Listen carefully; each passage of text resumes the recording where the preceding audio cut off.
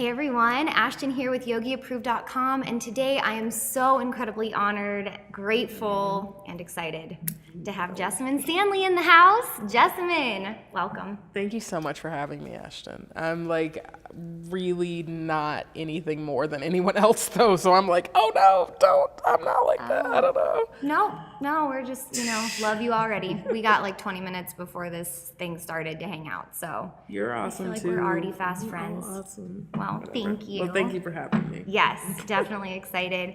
And excited to hear about your new book. So Jessamyn just published her first book. Congratulations on that. Thank you. How does it feel to be a published author? The same as it did before, with more work. I think, no, it feels great. I mean, I feel like I had always wanted to do this, and I feel really grateful that I have been given the opportunities that I have, and that I just feel really, really lucky and very blessed. And I think that there's a lot of just I just want to continue to put energy out into the world, and I'm grateful that I had this as a mechanism to do that. And I don't know, it feels good, but it's definitely not a feeling that I want to sit in, because I feel like if you sit in the excitement, then you don't continue to move forward. Awesome. I don't know. Point. It's just a launch pad, right? Yeah. Just a starting point. That's awesome. Exactly. Well, yeah, and just for life, that it's a starting point, that it doesn't have to be like, well, I wrote a book, so, it's just kind of like, no, it's like, we all have things that we do, and I think that on the scale of accomplishments, this is, I don't know. I don't know. Well, we'll talk about pieces from the book, but it's just super exciting, so I personally loved it. That's why I'm all charged up about it. But, everyone knows Jessamyn Stanley in the yoga realm. And so we want to hear about Jessamyn outside of yoga. Yeah, so where you're from, your upbringing, your family life. Who is Jessamyn beyond yoga? Well, beyond yoga, so it's a funny question, right? Like I feel like yoga really does take up every little like cranny of my life. And so it's hard for me to even really see myself as something without it. But even with that, like, yeah, okay, but then who, So, I mean, I am just a femme who's trying to find her footing in this world and trying to be comfortable with herself. And I think that that's a really common experience. And I think that that's why other people feel like they want to be close to me. But at the same time, not really trying to cultivate that. And so I spend a lot of time with my family and with my close friends who have been my friends before I started doing this. And it's really, I feel like that is kind of at the core of who I am, is being close to family and being close to things that really make me. Because I like all kinds of things. I love to read. I love to dance. I love music. I love going out. I love eating in restaurants. I love hiking. But really, I love all of those things because they pull me into a deeper connection with the world around me. And so this all wraps back around to, I feel like yoga is still in every part of my life. But I'm from Greensboro, North Carolina. I live in Durham, North Carolina. My family is from North Carolina. I have a very traditional, like, Southern African American family background, like very matriarchal structure. I was raised very, very close with all of my cousins and very close with my aunts and my grandmothers. They, like, for periods of time, my grandma lived with us, my aunts lived with us. And I guess that's also part of why family is so important to me, because I have always had that as an underlying theme.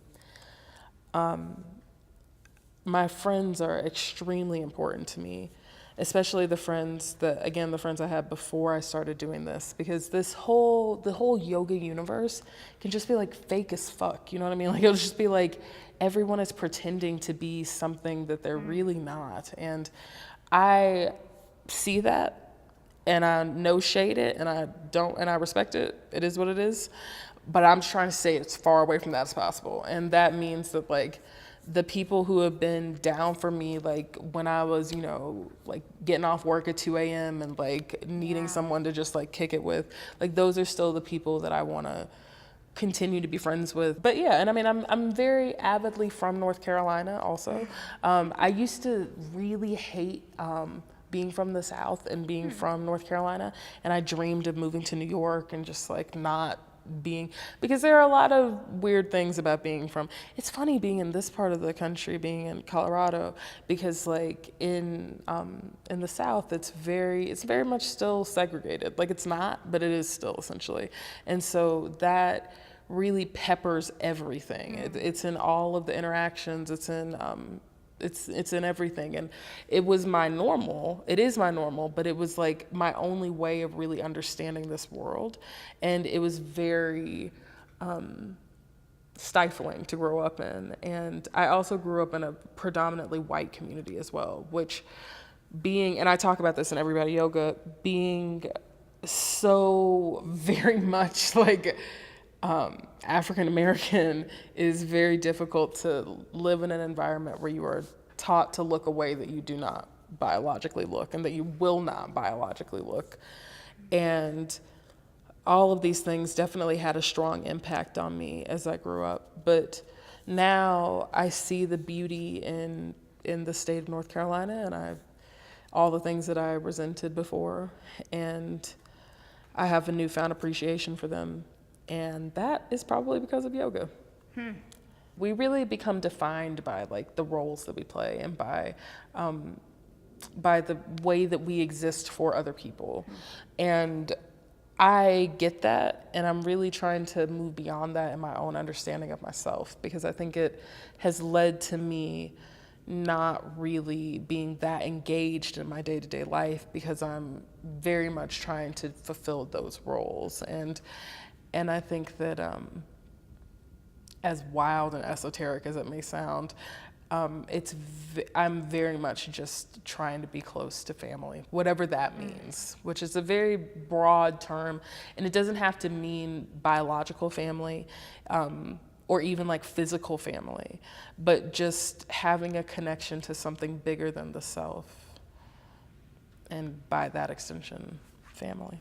Anyway. Absolutely. Whatever. No, totally. Love that. So many parts I want to get back to. I want to touch more on the family and a couple other questions that came from that. But one thing that really stuck out, and I wanted to ask your opinion on this anyway today, is the yoga community. And you know, you summarized it so eloquently when you said it's fake as fuck sometimes. And so, you know, it's interesting how we toggle in these roles, right? Like on social media, you have a huge following, and so many yogis do. And yet social media has become basically this platform to post yoga photos and maybe some Dharma talks to go along with those. Exactly. And I mean, so for you, you've launched into the public spotlight with your book and all those things. And I'm interested too in this reaction that I get when you talk about it. Very uncomfortable. Well, and you mentioned that in your book too. You talk about how, you know, you're socially awkward, and I loved it. It really made me smile, and I love how real you are in that book. And so that's my question for you is, you have all this authenticity and rawness in your book and your social posts and all these things. So how do you toggle between that and being in this public spotlight in yoga, which can be so fake and lacking authenticity? Well, I feel like I have a very clear distinction between who I really am, like how I show up for my loved ones and for my real life, and the person that is in front of other people. And I think that the problem occurs whenever you too closely link those two things, because like it can't be that your identity is wrapped up in this way that people see you, the way that you're seen by others. And if you have that separation, then you can exist in both worlds, but not be a part of one of them. And so I feel very much like it's so weird to me that I have anybody following me or paying attention to me, because I'm not trying to like garner interest. And so for me, I'm like, you can stop. looking at this. Like, I will be fine with that. Like, sometimes I'll be blatantly honest to the point of hoping that people will be like turned off by it. And just the other day I was thinking, maybe I'll start just posting pictures of my cat again, and then like see if I lose a lot of followers, just because I don't want to ever feel that connected to something that is not who I actually am. And because for me, my yoga practice is not something that it's on social media, but it's not for social media. And so for me, it's like, it really is a practice that I use to maintain my overall happiness on a day-to-day basis. I think that the commercial yoga world, like this whole like coconut water and, and leggings and mats and all of this and retreats and all of this. I love all of these things. They're awesome. I love coconut water. Always want to have the best mat. Like, have a million pairs of leggings, more leggings than a human being should ever need. But I still just feel like that's not really the practice. And I think that I see a lot of people who get their whole identities wrapped up in that, and they lose sight of themselves, and they get their identities wrapped up in the likes and in the way that the photo is composed. And I have actually stopped, over the last 2 years, have stopped posting a lot of photos and videos from my personal practice, like just things that I shoot at home.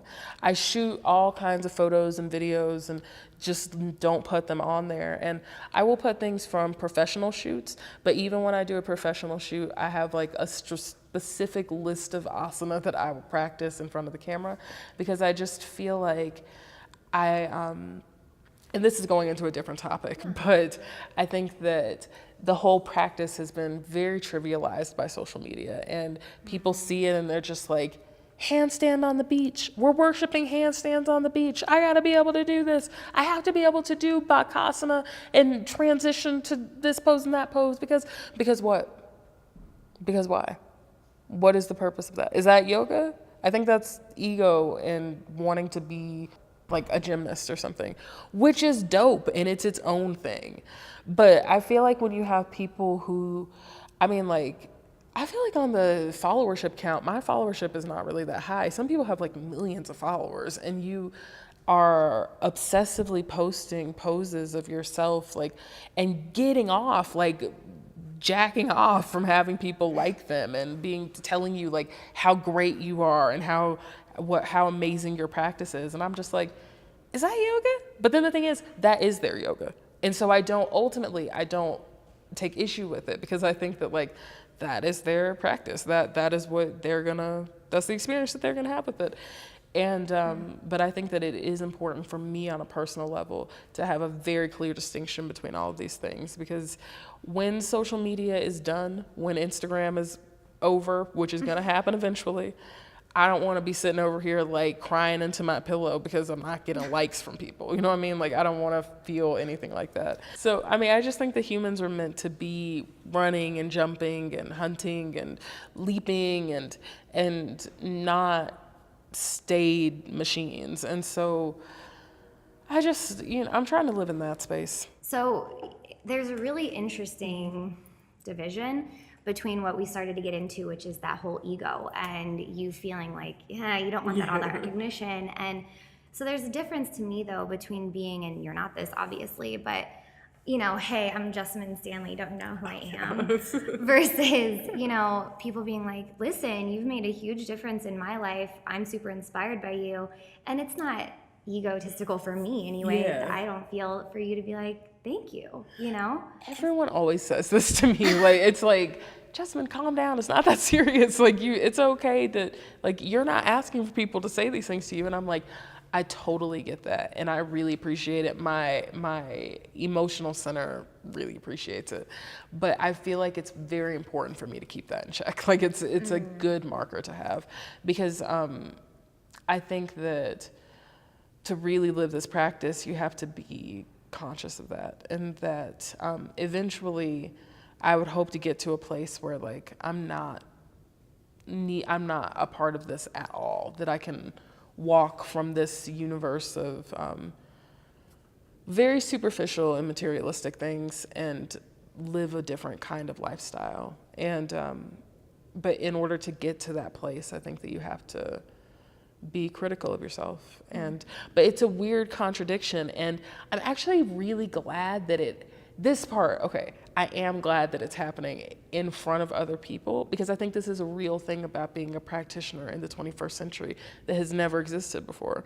That you have these other realms that your practice exists in, where it's like on display for other people and they have their opinions about it, and then there's like it actually being a part of your day-to-day life, and then the what's actually going on within yourself, like this like really complex dark journey. I think it's very interesting, and I don't think it has to be like what was happening in previous generations. I think this is a new Veda, it's a new time, and I'm glad that in that respect, I am glad that I'm documenting it and that it can be seen by other people, because there are a lot of questions that come up for people as you practice about the way that you're going to be engaged and what's a contradiction and what's not a contradiction. And I think it's important that we just ask these questions of ourselves. And if I have to be one of the people that is like the whipping post or like the visible one, then so be it. I guess that's what it is. That is a powerful message. Damn. Cool. It's not, it's just a thought. And then again, right back to it. Well, I mean, that's an interesting parallel that kind of brings us full circle to earlier when you're talking about social media. And there's these people that get so wrapped up in identifying with those posts, the followers, the image. And so that brings us to what we talk about a lot in your book, which is body image, and how people can get so wrapped up in that too. Oh, yeah. So you talk a lot about body negativity, and then the anecdote being body positivity. And you say it so eloquently in your book, so I just want to hear it from you in real life. Well, I think that we live in a world that is overwhelmingly body negative. Like everything is about changing your body to look a certain way, which again, this has a lot to do with marketing. And it's a very successful way of marketing, because you want for people to feel bad about themselves so that they'll buy stuff and then feel good about themselves. It's really smart math. Yeah. I'm a capitalist. I get it. That makes sense to me. No shame, no shade. But, the problem with that is that you then have generations of people who hate themselves and who think that they're completely inadequate and that there's nothing they can do to really be good enough. And that even, like, you get people who, you lose all this weight and you change your face to look a certain way, and you go to the doctor and you get the shots and you do all these different things, and then you still hate yourself at the end of the day. You get your long hair, you still hate yourself. And I feel like the problem is that we don't spend enough time looking within ourselves, because if you do look within yourself, you will see darkness, you will see things that maybe you don't want to see, but you will also see the purest, truest light. And that light is beautiful. And I think that body positivity ultimately is not about a specific size or about a certain, because it really does get diluted in our society to being fat girls should have the same clothing options as all people, and that's a separate issue. Also true, not body positivity. I feel like body pos is just every single human being should feel good today. You should feel good today. Everybody, no matter what you look like, no matter where you're from, no matter if you can stand up, no matter if you can't see, whatever it is, you should feel good today. Because if you feel good today, if you are being positive and happy with your body today, you can do all of the things that you want to do. You don't have to wait for your body to look a certain way or to be, or for something about yourself to be changed. You just do whatever you want. And I think that whenever you sort of tune into body positivity, that it's like the golden ticket. You can do anything. All of these goals that you were waiting to accomplish are totally accessible now. And that might mean a vigorous yoga asana practice, but it also just might mean like standing up to a person at work who is really makes you feel bad about yourself. Or there's a million different ways where we allow what we think other people think of us to affect the way that we show up on a day-to-day basis. And that's something that I still find that I'm like trying to resolve constantly within myself. And if I can offer it as an option for other people as well, then that's the point of bringing it up. That's the point of advocating for it. So in your book, you talk a lot about, being awkward growing up and feeling awkward. There's a great photo. I don't want to waste time, but it's like my favorite, and it's so cute, which is the funny part. So I'm like, this is such a great photo. You're going to be like, don't show it. I actually let these things get published. Yes. Well, the caption is my the best God. too. Yes. She goes, I think this photo adequately sums up how awkward I felt for the entirety of the 90s. Yes, man. I was so awkward, y'all. Like, I was awkward, like, I still feel like I'm really awkward, but I was extremely awkward and very uncomfortable with myself. And I felt that way pretty much up until like my early-ish 20s. And I had encountered fat positivity and fat acceptance on Tumblr and LiveJournal. This was back before Instagram, like, everyone, it was super radical. Like, now you see body positivity being embraced by corporations and all of this, but it bloomed out of fat positivity and fat acceptance, which was so just like off the wall, like, I'm going to stand in the face of people who want for me to hate myself, and I'm gonna spit on them. Like, this is what's happening. And that was revolutionary for me. So that even before I started practicing yoga seriously, and before I really started to have conversations with myself about my body, I was encountering these fat positive writers like Leslie Kinzel, Marianne Kirby, Amber Carnes, Virgie Tovar, like these people who were writing about themes that you really did not hear anyone talking about. Because other than that, the general narrative for all humans is like, you should try to look somewhat like a slender white girl. Like, however you can make that happen. Maybe you can't change your skin color. That's cool. You can get a weave. Maybe you can't get a weave. That's cool. You can change your body. Like, there's all these different things that people are like trying to adapt about themselves. And they were saying, fuck that. I'm just going to exist as I am. And as time has gone on, I see that fat positivity and fat acceptance are their own thing, and it's a separate issue. But body positivity is like a more, it's a bigger idea than just that. And I didn't really start to get into that conversation with myself about being negative or being positive until I started taking photos of my practice. And taking the photos and putting them on Instagram is a whole separate, there's like two separate things. So the photography aspect, I had always avoided cameras. Like, I would try not to be, like, I mean, as a fat girl, you're really taught, like, don't be in front of a camera. If you are, you need to have your body turned a certain way. Like, there's angles, like you turn this way, you try to hide your belly this way or whatever. And so when I first started taking photos of my asana practice, well, first of all, I didn't want to because I didn't like looking at my body. And also, when I would take them from like very specific angles, or I would only take pictures of the asana that I felt like I was good enough at, and or at angles where you wouldn't be able to see my belly or my arms. And I was very, very self-conscious of it. And then as time went on, I was like, okay, I can't, these pictures are really bad, so I need to open up the way that they can even look, like compose them better. And so I would be, composing them better, clean up the background some. I'm not going to be so closely charted in on one part of my body. And I would be in the asana, taking the photo and feel just amazing. I'd be like, let's say it's side plank as the pose. I'd be like, oh my God, I'm so strong. Yoga's amazing. I feel so great.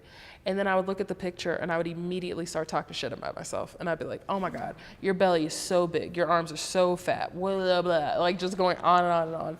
And after a while, I was like, why are you talking shit about yourself? Like, why are you being your own worst enemy? No one else is here doing this. And before, when you were in the pose, you felt great. And it was really coming into conflict with how I thought I should look and how I do look. That is how I started to have a better relationship with my body. And it is because of the photo. And I think it has to be specifically a photo, not looking in the mirror. Because if you look in a mirror, you can change your body, you can change the vantage point, there's a lot, you can change the lighting, there's all kinds of things. But if you take a photo, that is a frozen moment in time. And you look back at it and it's like, I remember what was happening when I took it. I remember everything about it. And that is still true now. And if I felt strong and powerful then I must still be strong and powerful now. And that whole conversation is, I would say, like 90% of how I've gotten to a better place in my body.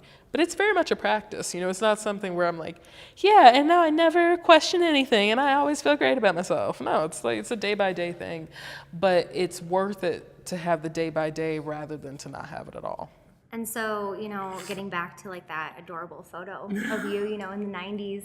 Yes. And I think many, many women and girls go through these, you know, internal dialogues of talking shit, you know? Mm-hmm. And so looking back at yourself then, before you had this, you know, breakthrough in your 20s, what would you say to your 17-year-old self? You know, the thing is, I wouldn't go back because I'm very grateful for all of the bad times. I'm grateful for all of the shit talking. I'm grateful for the bullying. I was really badly bullied in middle school in particular. And I'm grateful for it. I even thank in the acknowledgments the boys who made fun of me when I was in middle school, because y'all are why I have such strong self-confidence. And I think that it's all, the bad times are way too important to let them go. But if I had to, if it's like a Marty McFly situation and you're back in time and you got to do something, then I would be like, you need to chill out. You need to calm down. You need to stop thinking about what other people think of you. I know that you think that you can't, and I know that you think that your friends are the most important thing in the world and that they're going to tell you everything that you need to know about yourself, but they're not. And they don't even know about themselves, so you need to just chill out and try to figure out who you are and be happy with who you are. No, Jessamyn, I don't want to hear it. You're running your mouth. You have all the opinions. You need to stop. Just chill out. That's what I would say. I love it. And then I would be like, are you a hologram? You're from the future? Bitch, I don't believe you. So, sort of switching gears. Early on, we talked about your family and how important family is to you. Yeah. And I know in your book, I read that you had some loss, and you lost one of your aunts and your grandma, and I recently lost both of my grandparents who raised me as well. That, yeah.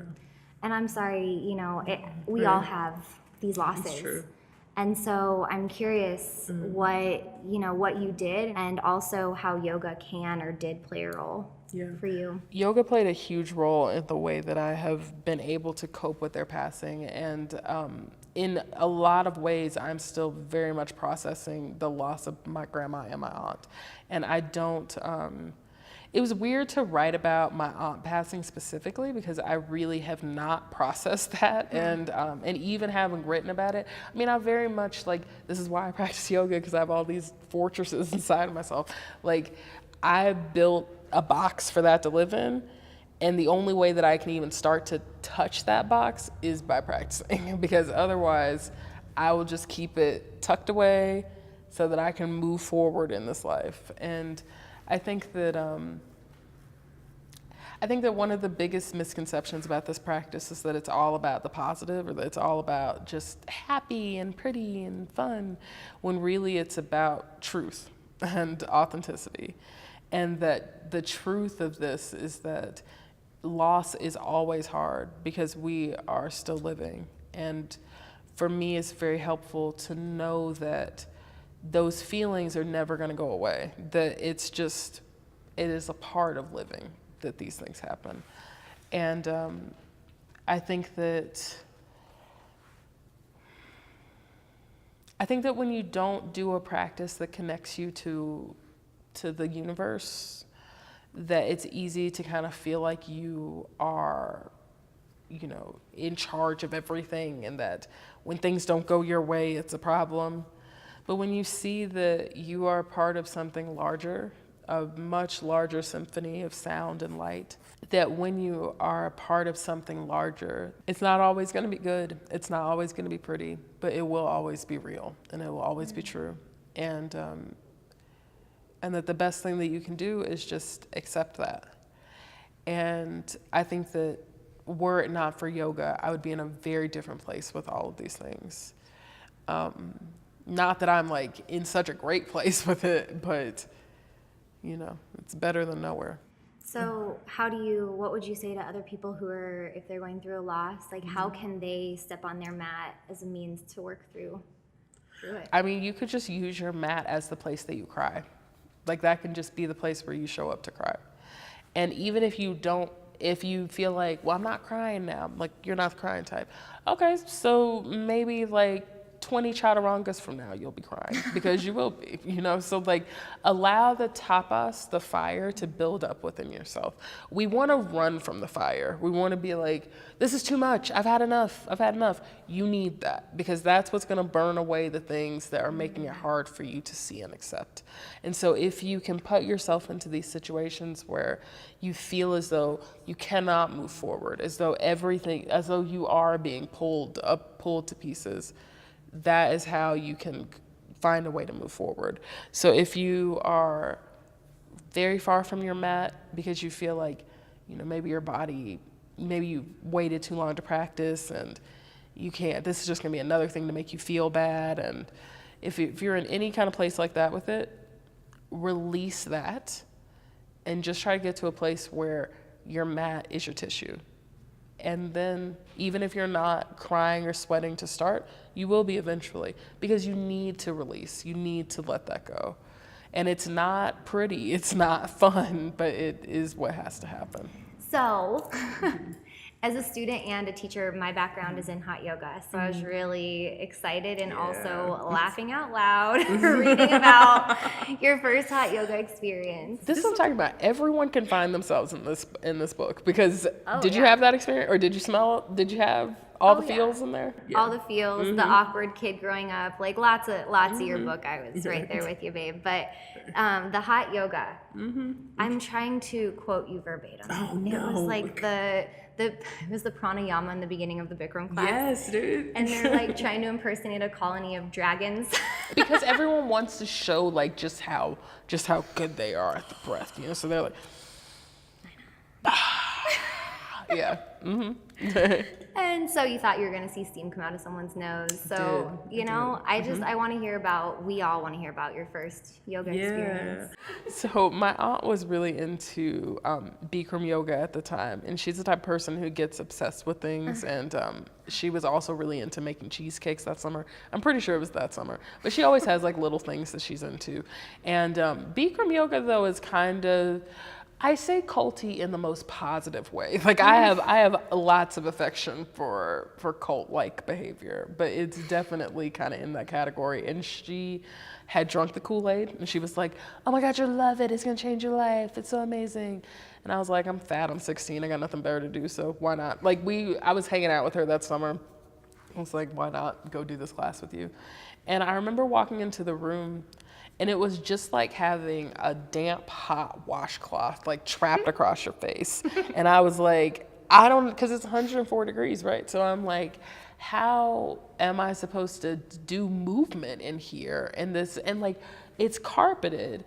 And because of that, the sweat from everybody is still caked into the carpet. So it's very aromatic. And I think for any new practitioner, you're just kind of like, what the fuck? Like people are paying money to come here. This is you don't have to force people to do this. But so I remember we started with the pranayama and I thought, well, okay, so before you even do pranayama, I was sweating so intensely in places that I didn't even know you could sweat. Like I'm sweating from my inner elbow crease, sweating from my eyebrows, like backs of the kneecaps. Yeah. So it's like, I'm so hot and we haven't actually done anything yet. And I do think that the mindset is so much of yoga. And if you walk into it with a negative mindset, or if you quickly develop a negative mindset, then you're done for the whole practice. That's it. Like you were going to be in that mindset. And I was not in a good mindset from the very beginning. And we did the pranayama, which I think Bikram pranayama is particularly intense because it's such a real kind of pranayama, and it's happening at the very beginning of a beginner sequence, so that people who have never practiced yoga at all, this is your first introduction, is doing this like really heavy breathing. And because a lot of people want to show off their practices, I remember everyone in that class like being just so intense with their breathing. And in retrospect, I'm sure that my breathing doing this practice has looked really intense to other people. So it's totally possible that I am projecting and that they were like not trying to look like dragons. But in my mind, everyone was just trying to look like a dragon. And I was like, I did think that I would see smoke coming out of people's noses. But I barely survived the pranayama. I remember making it like, I really feel like I'm being too generous saying that I made it a third of the way into the class, but I made it a few poses in. And then I was like, yeah, I gotta get out of here. I can't do this. I'm dying. This is not okay. And they tell you not to leave the room in a hot class, but I was like, these people don't know me. I have to get out of here. They don't know it, but I'm dying. And so I walk out, immediately feel amazing because there's air conditioning and everything's great. Yeah, hardwood floors, everything's great. And I was like, I can do this. I can go back in. And I went back in, and then I immediately learned why they tell you not to do that, because your body temperature shift is so extreme that you will inevitably become nauseous. And I got really nauseous, and I was like, I'm done with yoga. I'm not doing this. And I left, and I thought I was never coming back. And it's wild to me that that is my true first yoga story. And when that happened, I had no idea that this was coming. And I'm so grateful that I had that experience, because anytime that someone says like, yeah, I tried yoga, but I really hated it, or yeah, I tried yoga and it wasn't for me, I'm like, dude, I'm telling you, I felt the exact same way. And it's weird because when I did come back to yoga, it was the exact same. I was in grad school, I was very depressed. One of my classmates was like, oh my God, she drank the Bikram Kool-Aid. She was like, oh my God, try Bikram yoga, you'll love it, it's gonna change your life. And I was like, I'm not doing that, because I tried it before, I knew it wasn't for me, and I have that kind of personality where I'm like, I know that's not for me, I don't like it. But she wore me down because they had a Groupon pass, so it was like, what have you got to lose? And I went, and I loved it. Everything about it was exactly the same. It was still hot as fuck, still hard as fuck. Everything about it seemed still impossible. Still the random carpet. It's still the random carpet. Carpet. I think because it's soft, and when they do, have you ever done Bikram training? Or when I see videos of Bikram training, they have it in there too, and I think it's supposed to be cushioning. But I'm also thinking, that's just like nasty. Like I wouldn't want to walk on that, right? I don't know, whatever. That's a whole separate issue. I know. Had to ask. Yeah, it's a lot. But it's hot, it's hard. I was always the fattest person there, very frequently the only person of color. But in my day-to-day life, I really was not pushing myself. I wasn't stepping outside of any boundaries. I wasn't testing my limits. I would just wake up, go to school, go to work, have the same conversations over and over again, be totally not engaged at all, go to sleep, wake up, do the exact same thing over again. And in the practice, so like as an example, awkward pose was a pose that just like, what's the word that I'm looking for? I don't know, it challenged me. I'll leave it at that, it challenged me. But it was so difficult just for me to even slightly comprehend. And I would like bend my knees a little bit and then immediately fall over.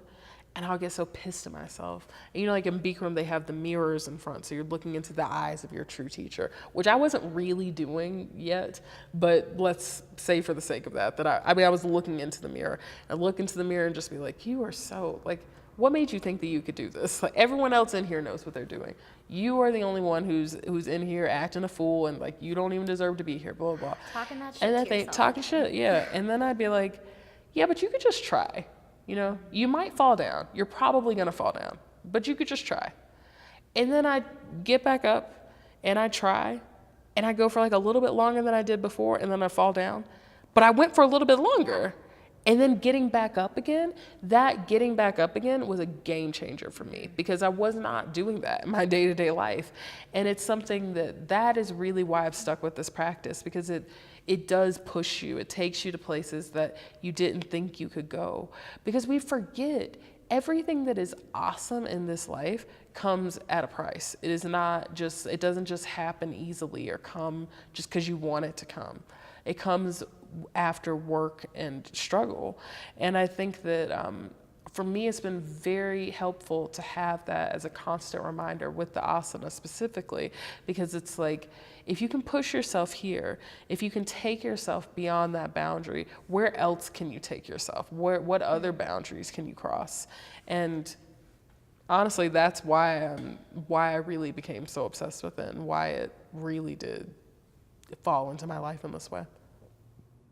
Damn, Jessamyn. Well, that was an excellent segue to the book. Yes, yes. And to finishing up with that, I thought it was really awesome how you would offer these really personal stories in the book, but then also offer like a little yoga sequence or some yoga poses you could do to follow that theme. Yeah.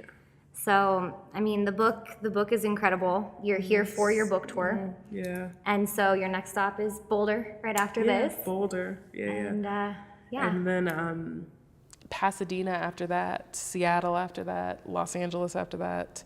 A bunch of other places though, like Atlanta area, Dallas, Houston, Phoenix, everywhere. Other places that I can't think of, but Sacramento, I can't remember. Everywhere. Her schedule's San like this Francisco, long. yeah, I can't I remember. could pull it out and show you, but she'll get. It's good. She doesn't want to see it. It's on JessamynStanley.com. There you go. Yes. And is that also where they can? That is also where you can Find your find lovely Everybody book? Yoga, and you can find me on social media at My Name is Jessamyn, on Twitter as Just Not Jazz, and you can find my online classes on CodyApp.com. Awesome. All the things. Awesome. Find her.